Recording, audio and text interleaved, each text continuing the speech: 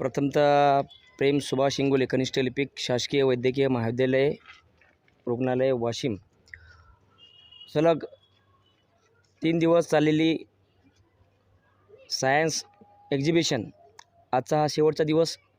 त्यानिमित्ताने आम्ही news one वाशिमच्या द्वारा या ठिकाणी उपस्थित झालेलो आहोत आणि थोडक्यात प्रतिक्रिया जाणून घेऊयात प्रेम भाऊ यांच्याद्वारा। जी एक्झिबिशन चालली होती, एक्झिबिशनचं स्वरूप काय होतं आणि मुख्य उद्देश काय होता आणि त्यांना मिळालेला प्रतिसाद तथा या सर्व व्हॉलंटियर्स आणि त्यांचे सहकारी यांनी जो प्रतिसाद दिला आहे, त्याद्वारा या ठिकाणी उपस्थित जो प्रेक्षक वर्ग होता त्यांनीसुद्धा या प्रदर्शनीला कसा प्रतिसाद दिला आहे, त्यांचं थोडक्यात मनोगत आपण ऐकून घेऊयात। तर प्रेम भाऊ, आपण याबद्दल काय सांगू शकाल?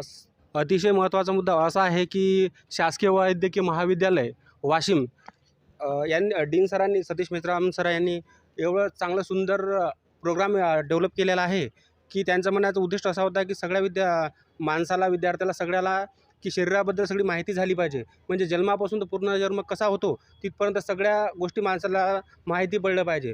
तर सरांनी ओरिजिनल हार्ट्स, ओरिजिनल ऑर्गन्स जे काही आहेत ते सगळे प्रॉपरली ओरिजिनल, कुठल्याही डमी नसताना सगळं जे माणसाला पाहण्यात येईल किंवा आपलं शरीर कसं आहे, आपली बॉडी कशी आहे, आपलं हृदय कसं आहे, हे सगळ्यांनी लहान म्हणजे पहिल्या वर्गापासून तर 12वी 15वी ग्रॅज्युएशनपर्यंत सगळ्या विद्यार्थ्यांनी ते माहिती झालं पाहिजे। हे सरांचं सगळ्यात महत्त्वाचा म्हणजे विशेष कारण होतं त्याच्यामागचं।